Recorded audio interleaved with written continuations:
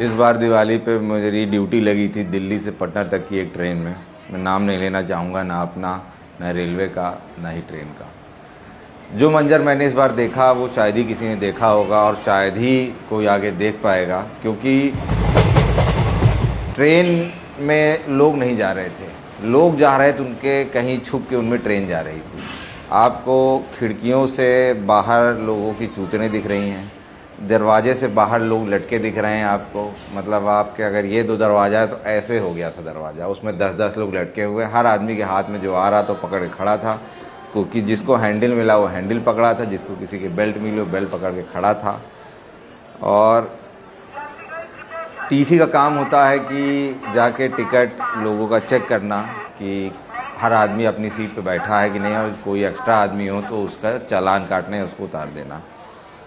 तो टिकट तो तब करता जब सीट दिख रही होती। बोगी में सिर्फ लोग भरे हुए थे। किसी बड़ी मुश्किल से मैं भरा बोगी में घुसा, वो भी मैं घुसा सिर्फ इसलिए क्योंकि मुझे खुद पटना जाना था, वरना मैं उस दिन रिज़ाइन कर देता। फिर ये हुआ मेरी भी दिवाली छूट जाएगी। मैं किसी तरह घुस तो गया, लेकिन घुसने के बाद मुझे पता चला कि भीड़ क्या होती है। लोग कहते हैं कि कुंभ मेले में बहुत भीड़ होती है। मैं कहा अरे एक बार दिवाली पे किसी बिहार जाने वाली ट्रेन में बैठ के देखो तो पता चलेगा भीड़ क्या होती है।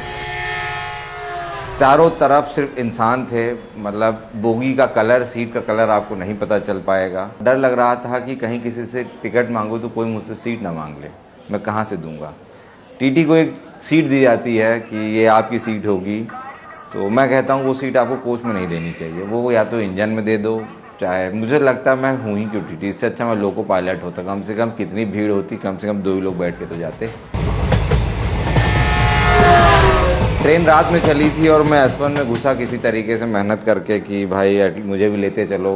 शुक्र किया जो लोग बैठे हैं, गुजारिश की भाई मुझे भी अंदर ले लो, मुझे भी जाना है। किसी तरह मुझे अंदर घुसाया गया। अगले दिन में पहुंचती है ट्रेन पटना, और मैं S2 तक ही पहुंच पाया था। और चलने की जगह तो थी नहीं, तो आपको बोलना था भाई साहब मुझे थोड़ा ढकेल दो, क्योंकि भाई मुझे उठा के वहाँ रख दो। तो लोग आपको किसी तरह यहाँ से वहाँ पहुँचा दे रहे थे। और ऐसे में महिलाओं की सुरक्षा की बात हो रही थी कि पुलिस को देखने जाना था, कुछ हो तो नहीं रहा है। अब उस डब्बे के अंदर जो हो रहा है, जो होगा, वो उन्हीं लोग को पता है। ना वहाँ पुलिस पहुँच सकती, ना टीटी पहुँच सकता, ना वहाँ आर्मी पहुँच सकती है। कोई नहीं पहुँच सकता उन डब्बों के अंदर जब तक वो ट्रेन खाली नहीं हो जाती।